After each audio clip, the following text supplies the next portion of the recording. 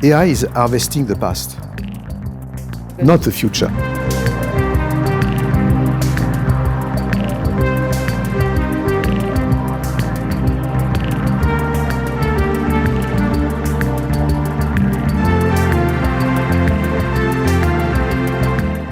Hello and welcome to Tech Meets Music, an innovation talk with Jean-Michel Jarre. My name is Anna Dushime. I'm an author and journalist, and I'm really delighted to have this wonderful panel of guests today to discuss the topic that we just mentioned. Let me introduce my guests. I'll start with Oyemi Noise. She's a community advocate, artist, and founder of Decolonize, a space for alternative B-pop culture in Berlin. Thank you so much for being here. We're very excited to hear your input. Thank you for having me. Florian Drücke is also part of our roundtable today. He's a lawyer, chairman and CEO of the International Federation of the Phonographic Industry, a lengthy title. Bundesverband Musikindustrie. Okay, that's even better. Nice having. Very curious to hear your thoughts on today's topic from a legal perspective. And then we have Anna Ruprecht, who is a Berlin-based illustrator and artist with a focus on fashion, equality, and female empowerment. We're excited to hear your thoughts coming from an illustrator and artist background, especially when it comes to cover artwork. Yeah, thank you. And then Matthias Strobel is also joining our panel today. He is president and founder of Music Tech Germany, lecturer at NYU Tisch, and Germany's go-to person in regards to all things music and tech. That's right. Thanks for having me. Happy to have you. And then last, but certainly not least, I don't have to introduce you, but I will introduce you. That would be rude if I wouldn't. Jean-Michel Jarre, composer, performer, and visionary producer. He is a living legend and often referred to as the godfather of electronic music. Is this awkward that I'm saying this to you like this? I don't think so. We're honored to have you here and for you to host us, actually. Very glad and exciting, looking forward to this productive and funny session, I think. Yeah. I want to hear from Jean-Michel, from Oyemi, and from Anna first. Do you believe in a collaborative approach when it comes to making art, music, and whichever way you express yourself? Jump in. You're welcome to. I would say absolutely, because I think that everything in life is a collaboration. Like having children is kind of a collaboration. So I think everything starts with collaboration. And I think you need an input from your surrounding to find your inner voice or what you want to express. I would say yes and no.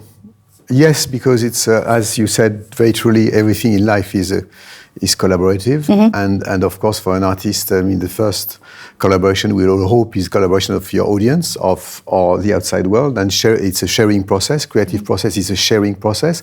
But I would say also no, because by the end of the day, a creation process is most of the time something very intimate and very personal that comes from yourself. What makes the specificity of an artist is actually himself or herself. In Western modern music, we have 12 notes. We did millions of songs with these 12 notes. Yeah. But what makes one song different from the other one is actually your own specificity, and that is coming from yourself. So it's the reason why I would say yes and no. And no. What about you, Oyemi? Do you agree with what Jean-Michel just said, or more Anna? I would say it depends, for sure. I think I'm with Anna on the fact that everything in life kind of is collaborative in a sense. We're not living under a stone. We're not completely isolated from everything anyways. But I also do think it needs some kinds of solidity sometimes to just be with yourself and listen to your inner voice, because we have so many influences from the outside all the time, and I can get a lot of inspiration from the outside. But I definitely had times where I felt like I have to be by myself and just do this alone and listen to what's coming out of myself. To then collaborate, maybe bring that idea to other people, like to my band or to whoever, or bring it to the audience. And then it's collaborative again. But sometimes I feel you also have to be by yourself to create. And then there comes something out that might not have happened if you would have shared your first initial ideas with everyone around you, right away. I see. So collaboration can or might also disrupt the process if it's too early? I think sometimes, yeah, it can. Yeah. I would just add that anyway, we're all thieves. And we are all thieves? Yeah, all thieves because we are, Oh. I mean, stealing and copying and being inspired by the outside world. So Yeah. in that sense, any kind of creative process is also a collaborative one in that sense. Without the people knowing that you're collaborating with them, if you're... Yeah, because we are Stealing, all right? depending Or- on we are all stealing things and from influences from the outside world. So Yeah. in that sense, creative process is, in a sense, a collaborative process and a collaborative process with the outside world. In I and don't know of if you agree itself. with this, but... Yeah, I do. I think this is what I meant interesting, in yeah. the Yeah. first place. But yeah. So now I'm going to tell you about this tweet that I read that in regards to AI, and I thought it was so funny. I hope you agree. Even if you don't think it's funny, I just want to hear your thoughts about this. So it's a tweet that says, "I want AI to do the dishes and my laundry, not make art and write while I do the dishes and laundry." What are your thoughts on this statement? What should AI do for us, or new technology? How should we use it in our everyday life, but especially as artists when we are creating things? I mean, that's a question to an artist, right? Like I can give a long answer to that from my perspective, but I'm not an artist in these present times. So from an artist perspective, I think it's better if you guys are. But do you think the answering tweet is funny? The tweet is definitely funny, but it's also so true. Like the essence Yeah, of I it is agree. like basically any technology should either enhance our creativity or take the burden of work that we don't want to do because it stops us from being creative. And that's exactly what their tweet says. So that's the essence of any technology out there, basically. But if artists here on that table use AI in a certain way, then it's probably different from person to person how they would like to use it, how they already use it, Yeah. and what they think about how it's going to be used in the future. So I mean, So if I- Jean-Michel, you've been a pioneer. If I may say, I don't think it's that funny. Oh, wow. I did write But yeah, that's right. That's right. no, I can say that. Why? Because I think it's a quite it's quite a cliche to because behind this joke Yeah. there would be the idea that yesterday was better and tomorrow is going to be worse, and I'm absolutely against this. You know, it seems that it's a human DNA to think that the future is necessarily dark. If it was so dark, the future of our ancestors, if it was so dark, we won't be here around the table to discuss. So actually, we have to be very careful about that. Every disruptive moment, in civilization, in our society. I mean, has always been introduced by the people of that time as a threat. You know, it reminds me about the fact that at the beginning of the steam train, you had the front page in the UK of a newspaper saying that be careful because over 50 kilometers per hour, your heart may explode, and all this kind of dystopic type of things. You know, it's why I think it's not funny, even if of course it's a joke, is the fact that it would create this kind of ambiguity that AI, for instance, is necessarily a threat. Technology is neutral. It all depends on the way we're using it. And for artists, it's definitely not. Of course, you have the dark side of any kind of disruptive moments. Fire was dangerous, but I think it created some good improvements for human beings. And electricity at the same time, AI at the same time. It's all depending on how we use it. Anna, you created a shirt. Well, I saw it on your Instagram. I'm assuming you created it. That says robots can't replace creativity. Yeah. 2 questions. 1, can I have one? Maybe the whole table. No, yes, of course. I haven't printed the shirts yet. I just created in Photoshop. Yeah. Okay. And then secondly, can you elaborate, because we were just talking about threats but also chances of AI. Could you maybe elaborate on what you meant by that? I just had to think about another example, like when there were just paintings and then photography came up. Absolutely. And all the painters, they were super frightened by this new technology. Absolutely. So I think in general, everything can exist. And I think I made this kind of shirt because I had to remind myself that AI is still a tool. And it can't replace, like, I think every creative person has like an urge inside to put something else out, to express themselves and to express their feelings or thoughts. And I think, you still need the human part. You still have to tip in prompts. Yeah. But of course, on the other hand, and this is why I was thinking a lot about it, and I also felt threatened, because of course I see a big shift in the industry, in the creative industry, and I experience a loss of jobs lately, and of course I'm wondering where this is all going and where is my place.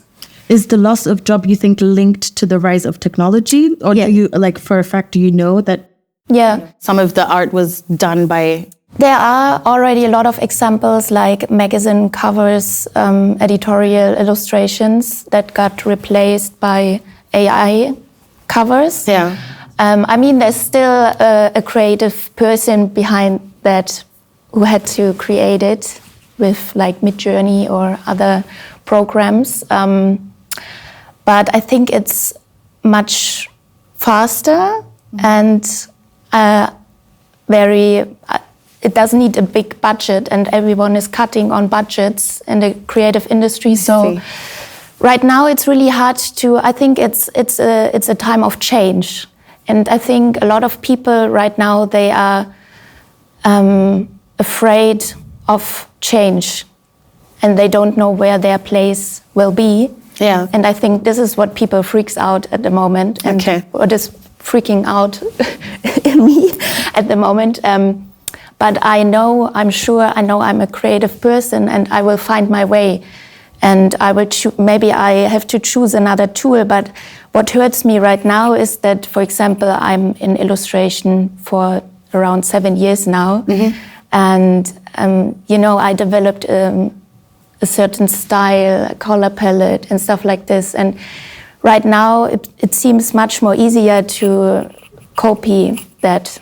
And what threatens me is the question of ownership, who's owning the works that got created by AI. I think that's a really good sort of like segue into what I wanted to ask. Yeah, maybe just a short comment about what you said, because I totally agree with this, this analogy with photography and painting. Like, so many painters were afraid of the fact that painting would die because of photography. The same thing with cinema. When the Frères Lumière invented the cinema, lots of people in the theater, from the theater said that these people moving on a white piece of sheet, a screen, are not real actors, because a real actor is on a real stage in front of real audience. And the cinema and movies as an art form became a major art form, and didn't weaken theater, but even reinforce theater, because through movies, lots of younger generations had access to the repertoire.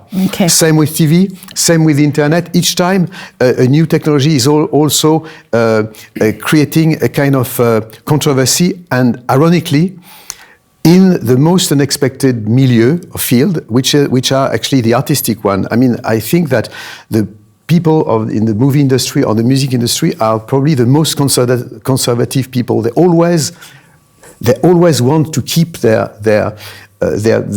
field. They created their own ecosystem, and they're always very afraid of being distracted or being what they could think threatened, which is, in my opinion, exactly the reverse. An artist has to be disruptive. It has to question what has been done, and nothing replaces nothing. And I totally agree with. Also concerning to the tweet, I do think in the end is the question: will AI be able to abolish capitalism? Because if we have that, then we might not be thinking if AI is gonna kill any creativity or it's just gonna take our jobs or anything.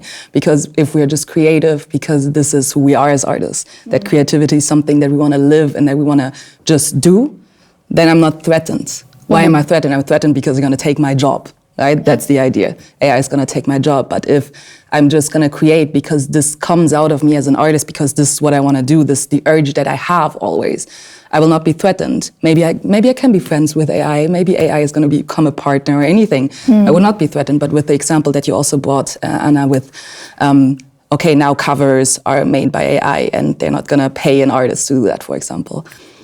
You're threatened by that because you are losing out on job opportunities that you need to be able to do your art, because you have to earn money and all of these things. I mean, I think it's all connected in the end. I'm not going to be threatened in my creativity because I'm always going to be creative, because that's who I am. That's such a great point. And Yeah, I don't that's know a really if nice perspective. anyone has read the book from Jacques Attali, Noise. In the 70s, he describes the 4 stages of music, and he starts with sacrifices at the beginning. People were chanting, like at the very, very beginning, people were chanting, and it was a communal like experience. Then there was the time of representing, where people would start, or the musicians would sing for judges and for kings and queens and all that kind of stuff. Then was the time of repeating. That's where when the recorded music industry was invented. The first time that actually musicians could make money from the art that they created. This is where capitalism hit. And he says the 4th stage, and he wrote that book in the 70s. He said the 4th stage is where we have music in abundance, and we have the tools that everyone can be creative. Because then music will not be made for the sake of making money with it, but just for the sake of like expressing yourself in a creative way. And I think with AI, we now have these tools, and we will have so much garbage music out there in the next couple of months and years, because like people will do stuff randomly, and it will not be done with like any kind of real proper intention. And so there will be so much stuff out there, and the value of music is gonna rise, because I think the music that is done with like an intention and with emotions and with a purpose, that's going to be different from all the AI music. But the cool thing with AI is that everybody can make music. And I think this is a really good example of how technology can also give access to people. It doesn't matter if you like, even people who have certain disabilities who couldn't make music before, with AI, they can do that. Or if I am... Who can't sing. Yeah. True. Technology helped already. Yeah. But I think that there's like a lot of like opportunities for AI to actually make the cake bigger in that sense, but also use it as a tool to express yourself in a creative way. And good music will always exist. And people were scared with the synthesizer as well. Oh, now there's an instrument that can play all the instruments. So wow, we're all going to lose our jobs. AI is basically a similar thing, just on a bigger scale. Okay. But I want to hear your thoughts. Let me jump in Yeah. without doing the whole legal framework discussion and everything. Oh, you're going to do that in a minute. We already, I mean, the tweet was funny. Thank but you. But still, it shows the fear which is related to the very nature of human being. Because it's really this idea, and it's not only the technologic part, it's also the idea of, is there something coming really replacing me everywhere? And that is something which we should take serious. And when we're talking about the ability of being creative or of making music, in our case, I mean, this is the reality for quite a while.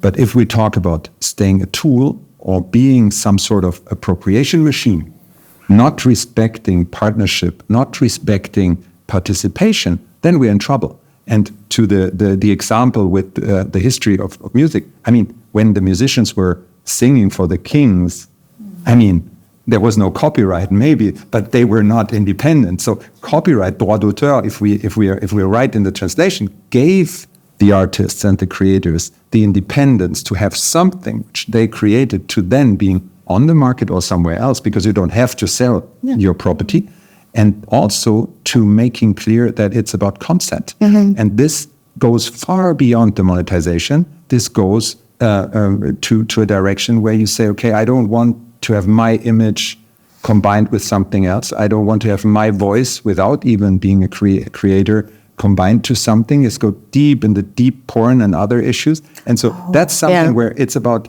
us humans saying we need some sort of agreement, some framework where we exist with the technology. So not necessarily a legal framework, more like an ethical, societal framework? You cannot divide legal environment and ethical environment in our world. It comes together in the best case, but of course you need a legal framework. Europe just delivered parts of it. And so then it comes to partnership. are you sitting with someone, with the developer of AI, at one table to really address the issues, to the fact that the others now creating music are not creating music themselves, they're profiting from your music. Yeah. It was the stuff you created, the music you created. And so that's the discussion I think we will have over the next couple of months. Okay, then let me ask differently, because a few months ago, I think it was some 100 well-known artists from around the world, I'm not going to name and shame them, signed an open, but you can Google it, signed an open letter calling on AI developers, technology companies, platforms, and digital music services, saying that, and I quote, "Some platforms and developers are employing AI to sabotage creativity and undermine artists, songwriters, musicians, and rights holders." What do you think are the responsibilities, this is a question for everyone, that developers, tech companies, platforms, and music services have, but also we as part of the society that is living in these new technological times? I would say that to add a comment of what you're talking about and with the Tchakatelli book, I mean, the monetization of music, as you said, is not linked to capitalism or to any kind of political system. It linked to the value of creation, and the fact that we need. I mean, we are all afraid, especially in Europe, about rules. Yeah. But rules are what makes the difference between chaos and democracy. We need rules. If I have a driving license, then I can drive freely all over the world. And not the reverse. If you don't have driving license, you do not have a minimum of rules, it's going to be a chaos. It's the same for intellectual property. We need to define both an ethic code for AI and also clarify this intellectual property issue. And I think Europeans, we have a responsibility as Europeans. We set the rules for culture in a kind of, I mean, to preserve freedom. It's a reserve. It's exactly the reverse of what lots of people could say, that our rules are affecting freedom. It's exactly the reverse. It's so rules are, I mean, the right rules. Exactly, absolutely. I mean, since the Greek city, I mean, the rules of the city makes the city possible. Yeah. So it's not. We should not be afraid of that. And at the moment, AI is like the Industrial Revolution was a Wild West. So we have to tame the beast. But do we understand the beast already to be able to tame it? If we think a little bit, AI process is not new for human beings. What AI is doing is harvesting in the digital data lots of informations. So how a creative idea is coming from us? It's coming from our own analog data. Our analog data is what? Is our souvenir, our culture, our family, our environment, and suddenly we have an idea which is apparently for us not familiar, but is coming from our own data, and we are excited by this idea and we want to explore it. Yeah. So that's one thing, and also we should never forget that AI is harvesting the past. Oh. Not the future. Yeah. And what a creative person can do is actually to take some infos from the past, linked to a new idea. This is the reason why I'm not scared at all as an artist. For a lawyer, it's a different issue. But you know what I wonder? I mean, you make a good point by saying that AI takes the data from the past, but isn't the sheer amount of data the problem, that we've never, had to deal with this large of databases? Is that even the right word? I could answer, but fish out of water. I think, isn't that, like, you can see it that way, but this is always with everything in technology, but isn't that, it's a matter how it's been used, but isn't it amazing that you can do things now that you as a human being wouldn't be able to do because you can't digest the amount of data that's out there? So, I don't know if there's ever been a moment where, a techno producer with a heavy metal drummer and a folk singer and whatever were in the studio together and created something together. Probably never, because they lived all in their bubbles and they do their stuff.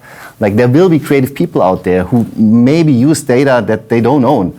and experiment with that kind of thing. They Yeah. chuck in like techno beats, and then they take the hardest heavy metal drums, and then a folk singer voice, and then out comes maybe an amazing new genre that we could never do because we couldn't do that.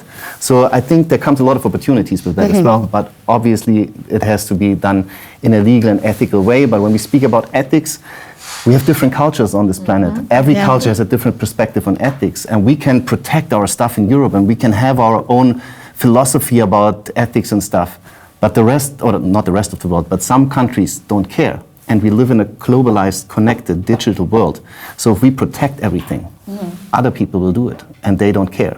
So we need to find a way that is rather incentivizing than protecting I see. the use of that data, while making sure that the ownership stays with the people who have created that work. It's a super complicated matter, but I think allowing people to access all that data it will happen at in some sort of way. The question is only in what kind of way, and are we prepared for that?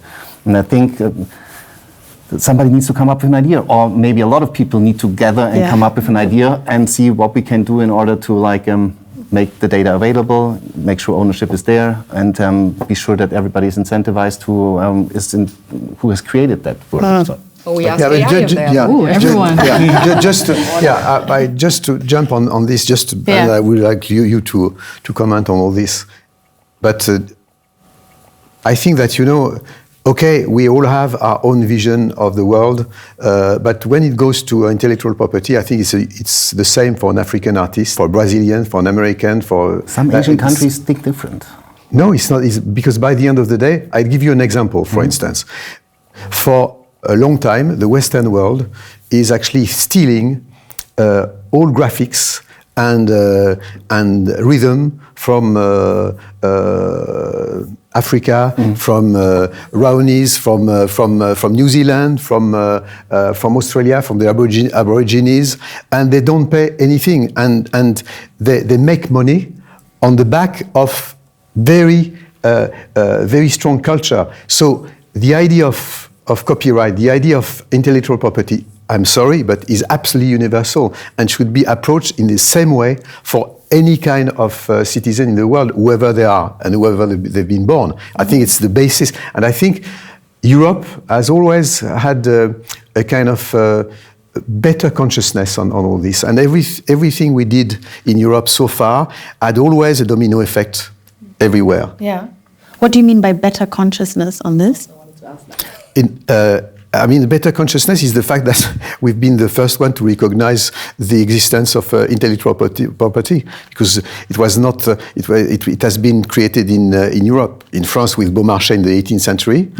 And when I was president of CISAC, that you know, I was in. I just tell you a short anecdote. I was in New York with a congressman, and it was in days where Eric Schmidt, the head of Google, was having lunch every other week with Barack Obama, said that actually copyright and all this and authors' rights is very old ideas from Europe, and this is bad. We are going to take care of the future of artists by actually basically generalizing what we call buyout. Actually, just buying culture like yogurts, basically. And I went to the other way, saying, why not creating the idea of an eternal copyright?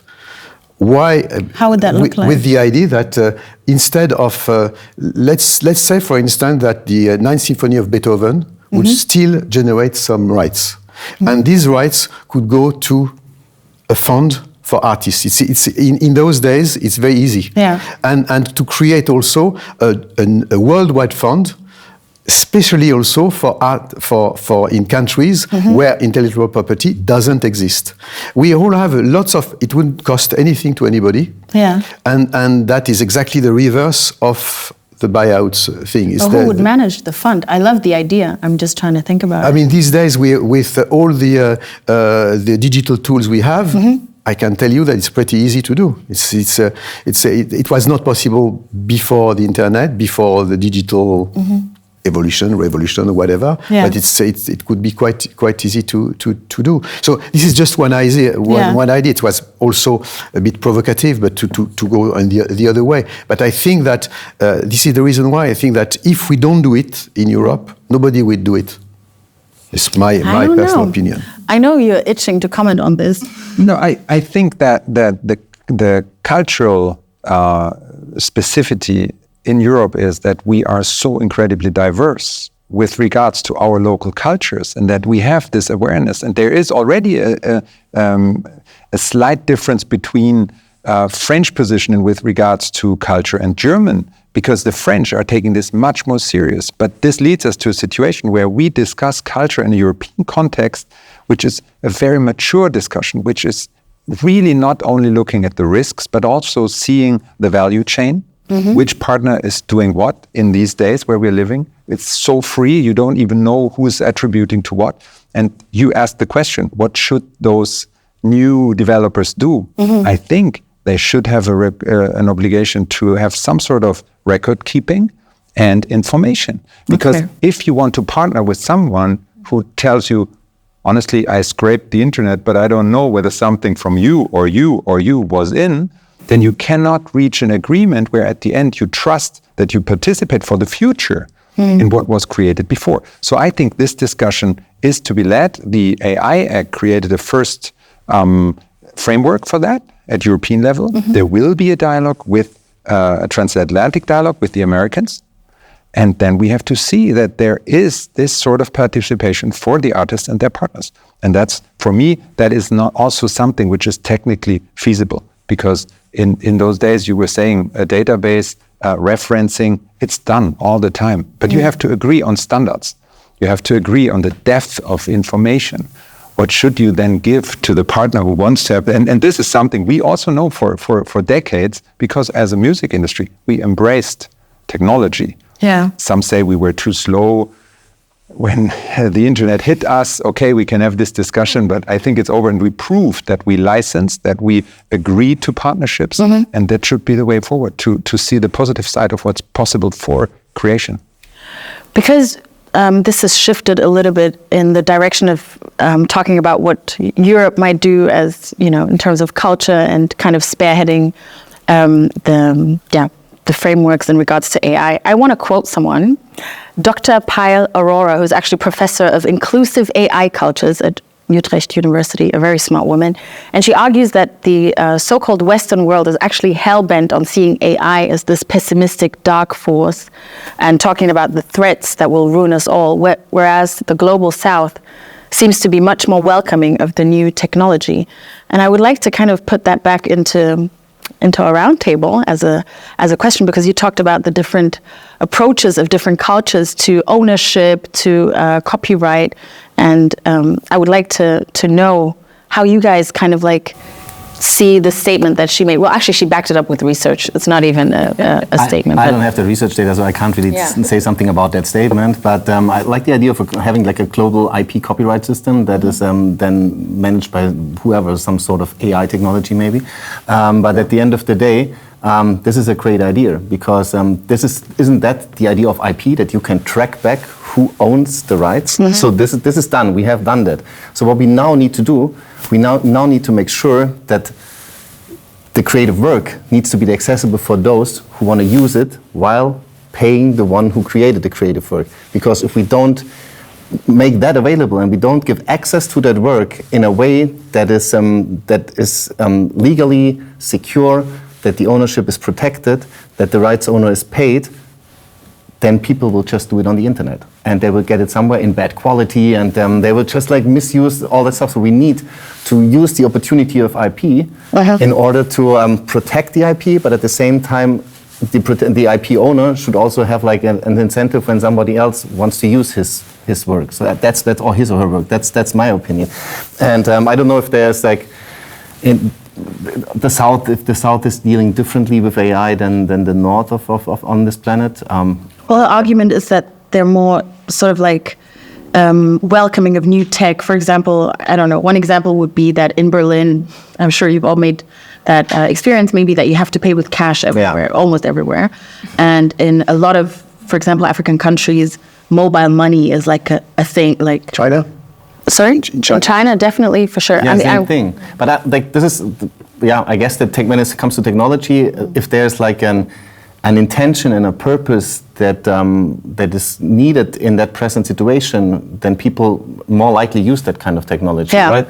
And if there's like, I just learned, this is like, I have not backed that up with research, but I just learned that if you on these digital audio workstations, if you buy sample packs of African drums, they are not done by African people. They are done by people in a studio in San Francisco.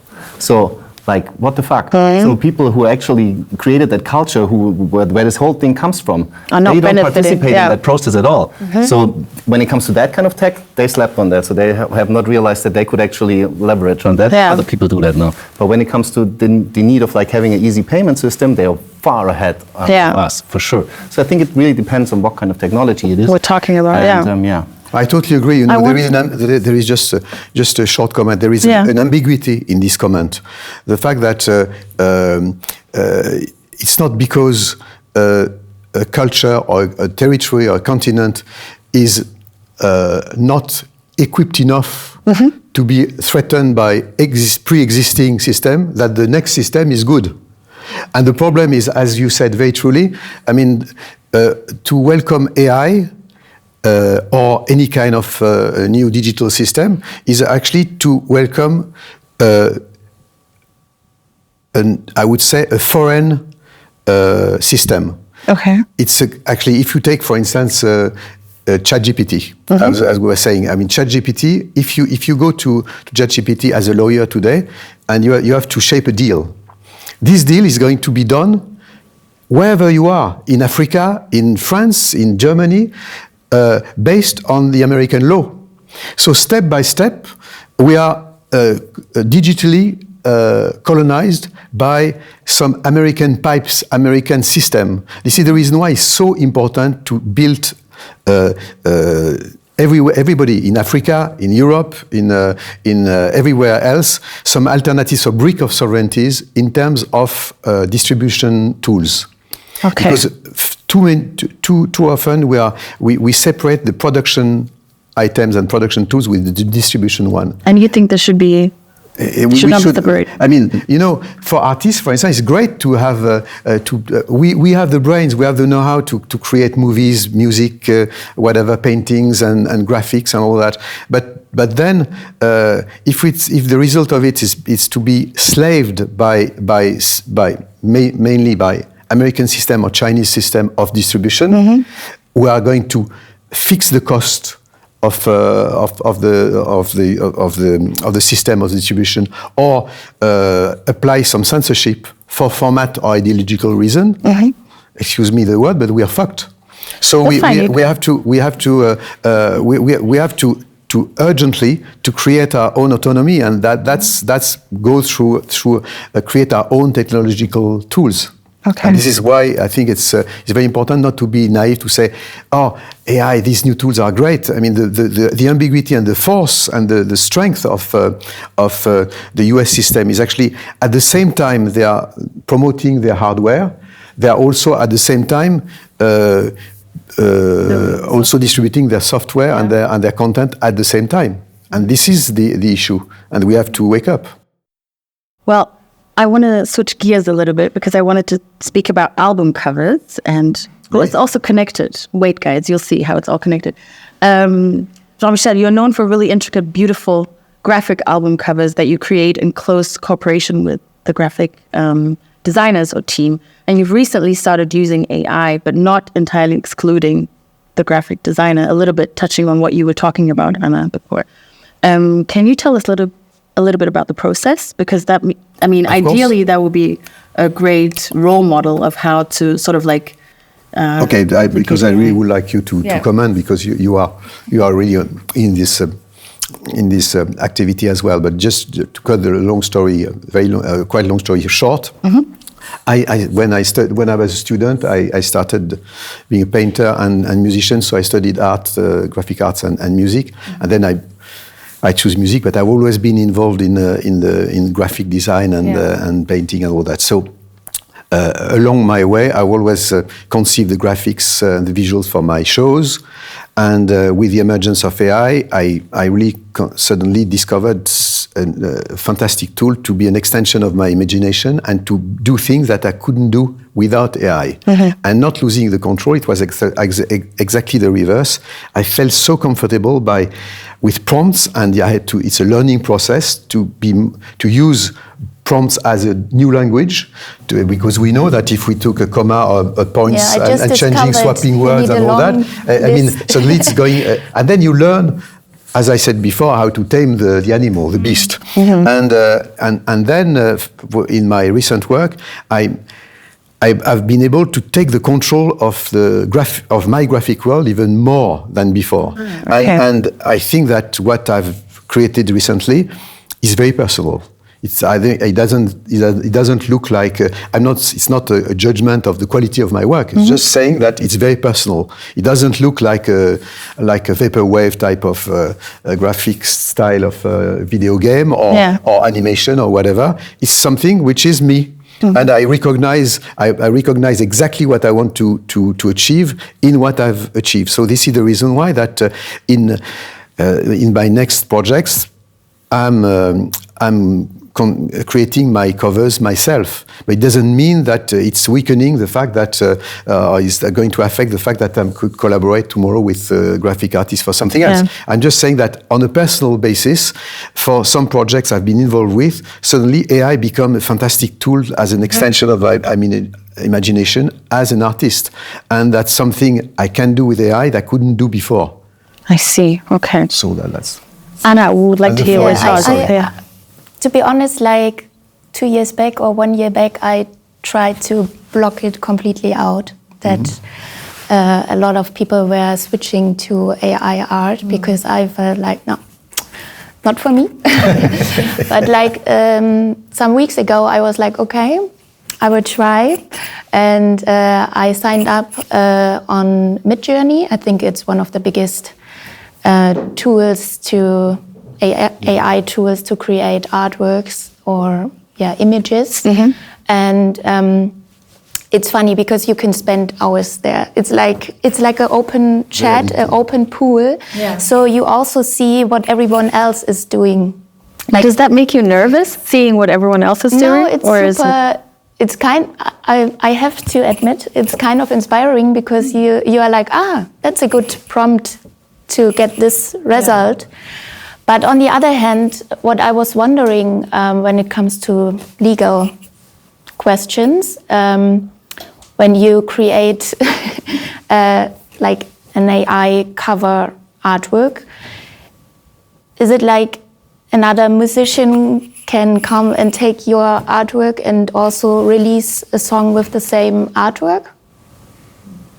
With the same artwork? Because it's an open pool. Yeah, I mean, it's not going to be I don't know, but I'm not using AI like this.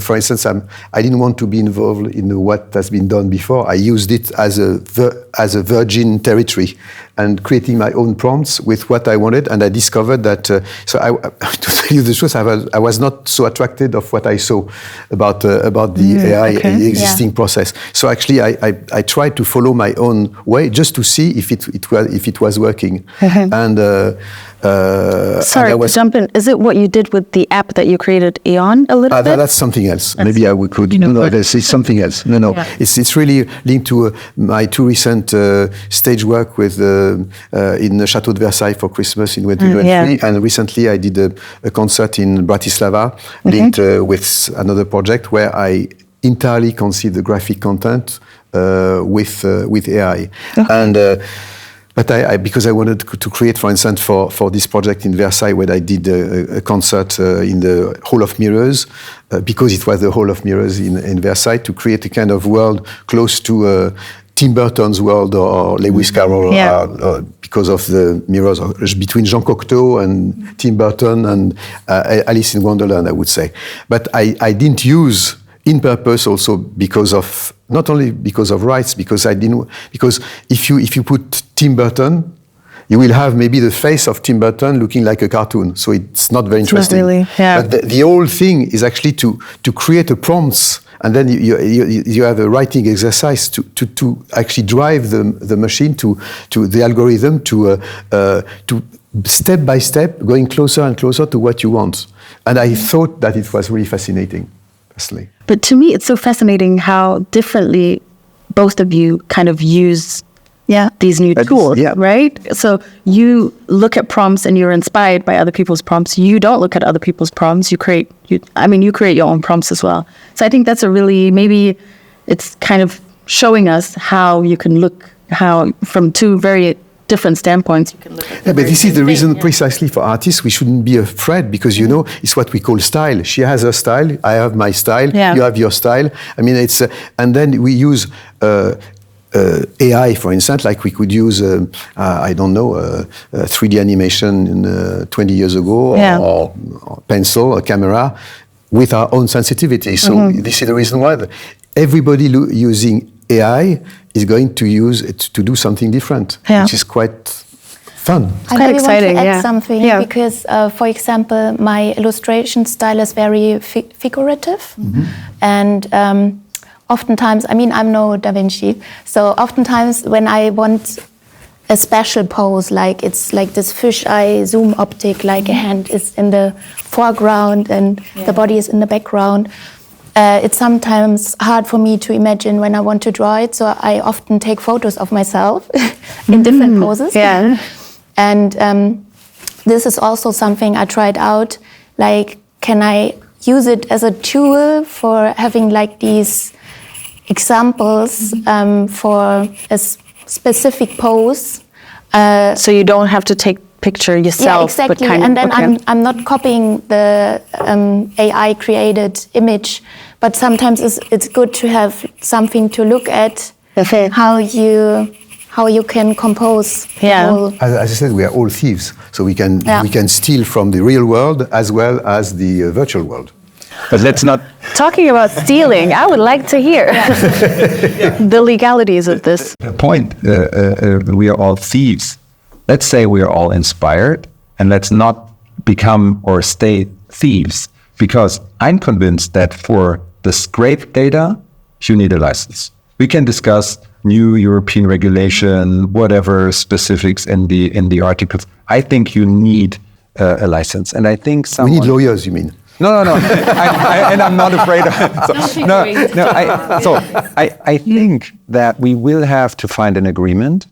And I think if today you're planning a business case with whatever creative content in it, then you need some amount of money in your business plan for licensing. So if you don't include this in your business plan, then you're a thief. So this is about thief. You know why I was saying this? Because I'm referring to a fantastic Banksy work, which is take the famous sentence of Picasso, saying talent copies and genius are stealing, and then signed Picasso, and he wrote Picasso and he then make Banksy. And I thought it's a great example. But that's the reality which we are discussing, because the way the moving forward, the question you were discussing is how creative is the prompting process itself? So for the future. So what is my creative part and my potential protection or participation in this? And this is largely depending on legal discussions and terms and conditions of the companies creating this environment. But this is also needing security to really having fun. And then we're in an environment where let's have this musician-lawyer game. The musician can write the contract, and the lawyer can try to make music. Is that the way forward? Like, I'll try democratization. You will tell me, come on, stop, Lauren. Stop. And I try, okay, don't use the American contract. Let's have some European contract. But that's the new kind of competition about excellence. And excellence will stay out, and excellence will push in the competition in this environment. And I strongly believe in the human factor of it to, at the end, connecting with humans, to say exactly what you described. You have an element of human connection to what you create, and then you connect with the other humans. So that's something where I think we have a wonderful time before us if we respect that we become partners with technology, if we respect that we need framework, and if there is awareness also in the broader society that the machine is not coming from some magic mind in the air. Or Jean-Michel said it, I think 10, 15 years ago at Medium, you said, the party smart, in the phone, c'est nous. Absolutely. Otherwise, we have a bloody phone of 10 euros. Yeah. I mean, the content is ours. Yeah. Exactly. And the so major part. Also for this. Yeah, exactly. Just at that stage, I would like to make a comment about this session. I think what we were talking about, just two of us at the moment, is will be in history something that will, I'm not talking about us only, but this time, will be regarded in the future as the golden age of AI creativity, because like the beginning of silent movies, the beginning of an emerging style, because AI is still imperfect.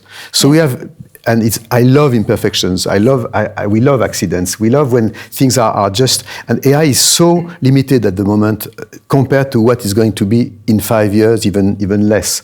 That all what has been created, that is created at the moment with AI, is going to become the style of the 2020s. I'm absolutely because of all these imperfections. For instance, I give you an example that you probably know. The hands are not good. The hands are not good. For instance, you can only loop 4 seconds of animation, and then you add 4 seconds to 4 seconds. It reminds me about the first samplers when you could only sample half a second of sound. But with these first samplers, we did very good music.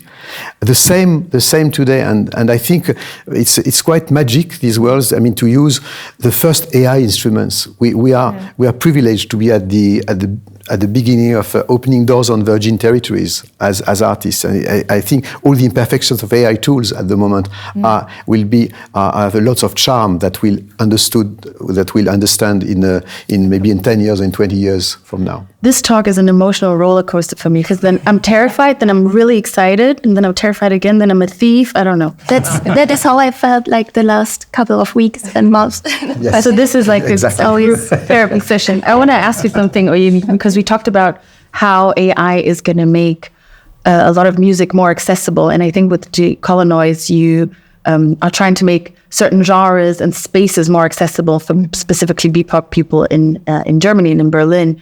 How has your experience with AI been? Have you been able to use it or integrate it in your projects? Or what are your thoughts, generally speaking, on that AI is actually a tool for the good because it makes many things more accessible than they were before? Yeah. And maybe shortly about Decolonize, because probably you don't know what that is. It's a collective of BIPOC musicians and also people who don't do music but are like love music. And we are trying to bring together people in the alternative music styles to perform, to come to our shows. Like, we try to create community around that. So we're doing that since 2021. And accessibility is a very important part of this, of course. We want to be accessible. And I do see how, especially in alternative music, there's like, everything is like punk, rock, metal, whatever, these kind of styles. It's like very white, especially in Germany, especially in Europe. And not everywhere in the world, obviously, but especially here. So a lot of things have also to do with accessibility. Can I go to this venue? Do I feel safe there? Do I meet my people there? Like, all of these kind of things, right? So accessibility is an important part. So far, we haven't really worked with AI, but I was also thinking on how to incorporate it to make things accessible in that framework. I mean, there's moments where, we're trying to connect with people, right? That is the most important part. Yeah. But then there's like situations where I'm like, okay, I'm doing a lot of artwork also for the collective. I'm also a photographer, so I'm doing like a lot of things around the image of it. So, yeah, it's like when it comes to like, how do I design things so it catches like a certain group of people that I want to reach, for example. Like, these are moments where I'm thinking, okay, I could use certain tools to maybe achieve that, Or I could also, what I'd rather probably do, is try to find another artist that's a BIPOC artist to collaborate on to do these things, right? Because we want to bring the community together. So I'm still wondering, like, how can AI maybe be a tool in that? Yeah. So far, I have not so much experience on that. But it doesn't have to be mutually exclusive. For sure. That's also what I'm learning today a lot. Gathering today as well. Like there's a hybrid way of kind of like using AI maybe to be inspired for prompts, but not necessarily to replace people. Yeah. I feel like I have a very basic, pessimistic way of looking at it. I think so too. Yeah, I'm very ashamed now. This is not great for me. Yeah, so because we've talked about legal frameworks, maybe not enough, but, and we've talked about how you as artists approach this, but I would like to speak about the kind of ethical conundrums that we run into when incorporating new technologies in the way we live and the way that we create. So, this is for everyone. What do you think are the things that, for example, the researcher that I credited, she said, she was talking about like a global sort of like not think tank, I don't know what the word that she used, but not a governmental entity, but like an independent entity that kind of comes up with a framework about how we share these things, how we work and how we credit and stuff like that. Do you think that's going to help us in any way to approach the... You mean to get rid of politicians? Lawyers. You're putting words in my mouth. I do not want to get rid of politicians. Some maybe, but that's a different discussion. And I don't want to get rid of lawyers, obviously, as well. Isn't it impossible to foresee the future? Like having this kind of entity, how would they create a framework for something that happens in the future? The problem here is that technology is faster than lawyers. Because the technology is there, then they have to do the framework. When the framework is done, Copyright Directive 2017, like if people would have understood or seen that these things happened, they could have already thought about that back then, but they didn't. So it's always going to be like that. And if we have not a higher power that can see the future, we will always run after technology. So I don't know if that kind of entity would make sense.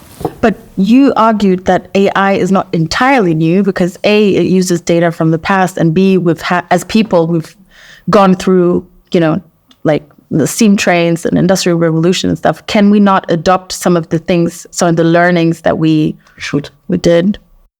Yeah. I realized while I was saying that that's just... So this is the reason why we are quiet, respectfully. Because we were all respecting your well thoughts, your thinking. Are you? I think you're making fun of me. No, not at all. No, seriously. No, because it's true. Yeah. Actually. But let's jump in with the idea of lawyers being too slow for the law. I knew you would pick up on that. I knew it. It is true, of course. But the baseline, if we talk ethics, 20 years ago, we were discussing whether or not in the online age we need laws which we can enforce. Really? We were discussing this with peer-to-peer systems. We were discussing this with the Licence Global and stuff. Let's give them money and they're quiet and stuff like that. But at the time, we were already saying, listen, guys, it might be that you carve the music industry, the movies and everything, but you will not get rid of us as a society. And as Jean-Michel said, needing laws which are the baseline, the tissue for us living together online. So this issue is very old, and it's not lawyers being too slow in the execution. It's society being too slow to having this discussion, because even back then we are talking about crimes. We're talking about things which were done online and we are now seeing offline, talking about the world we're living in 2024. Yeah. And we're seeing that if we are not accepting a framework here and there, then we have a major problem as society. And I think this is colliding with the scaling effects of the development of technology.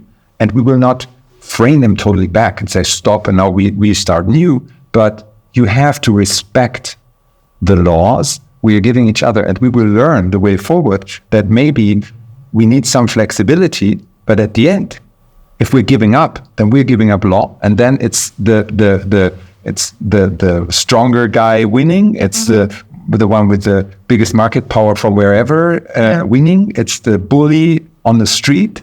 And that's about where I'm, as a lawyer, fully convinced that we need to have a broader discussion. It's not only us music people scared of AI. No.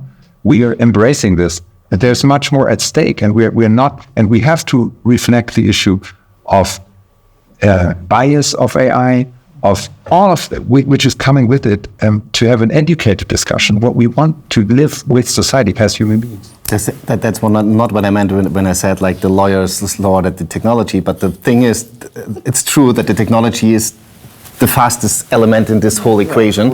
And if the lawyer would, or the lawyers or the industry would have picked up with the technology, then there would be a licensing model in place now that the developers can use in order to license catalogs in order to train AI. It's not in place, that's why they do it illegally. They never asked. Huh? They never asked. Like if it's about breaking the law and then finding a solution, or is one in place if I come and ask?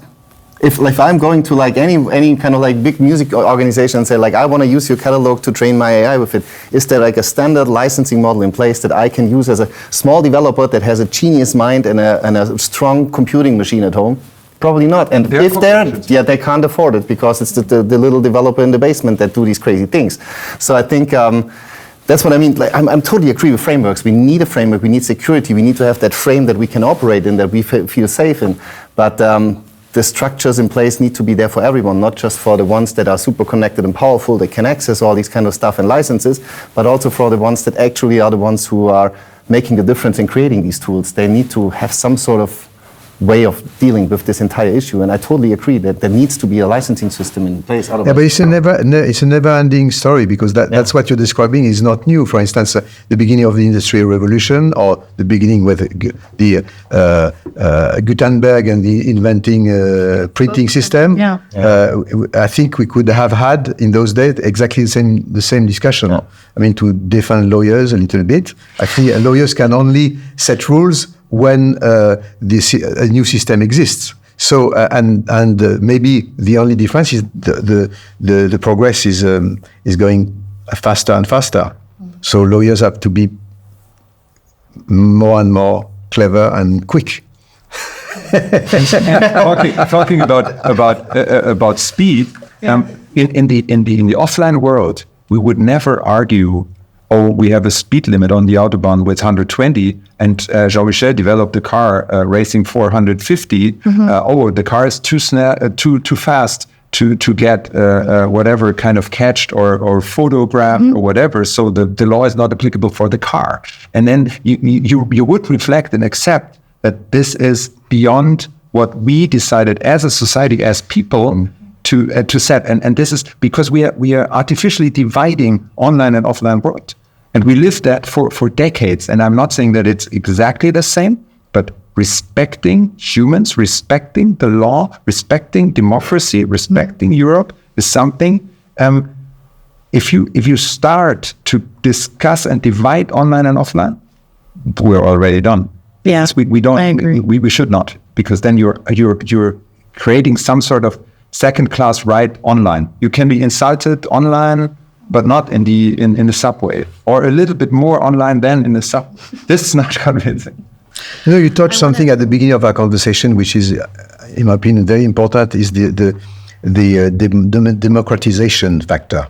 The fact that all these tools, we should not forget that it's a huge progress in terms of the democratization, in terms of creative process. Yeah. We know that the digital revolution gave, as you said, power to people wherever they are to create. If you take metaverse, for instance, and VR, why I'm quite an advocate of this new mode of expression is actually some people, for geographic reasons or handicap or social reasons, can have access suddenly to a concert, to an exhibition, because they are totally isolated. I just would like to tell you a very short story. Last time when I did this concert in a virtual Hall of Mirrors in Versailles, when I did this hybrid concert live in the Hall of Mirrors in Versailles and in an imaginary virtual one. During the rehearsal, I went to inside this virtual hall to meet the digital twins, because actually the beauty of a performance is actually I was at the same time in front of an audience physically in the same place, and at the same time through my avatar with digital twins of people being in Beijing, in Brazil, in Manchester, in New York, and all that. And then we started the kind of conversation, and one girl was very excited. I understood it was she was a girl because she was looking like a Campbell soup, the avatar, more than her avatar. But that's beside the point. And she was very excited and saying, asking a lot of questions. And then I asked her who she was, and she said, I'm from Manchester. And I discovered that she was tetraplegic, and she danced all night. It was the first time that she attended to a concert. Oh. So this is, just wanted to point out this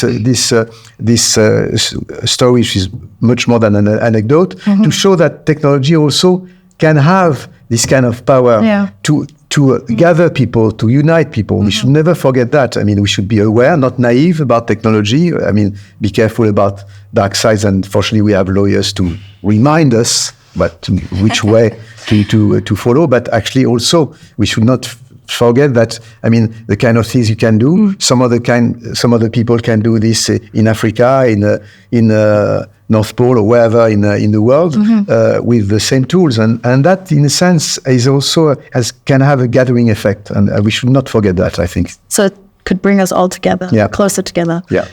A perfect ending to a great roundtable. I could have not said it better myself. I literally could have not said it better. But I'm really, really happy that you guys joined me today. This was great. If you have questions about what we discussed, please don't ask me, but just drop us a comment and we'll try and answer them. So thank you so much. Thank you, Jean-Michel. Thank you, everyone else. Have a great day. Thank you. Thank you very much. Thank you.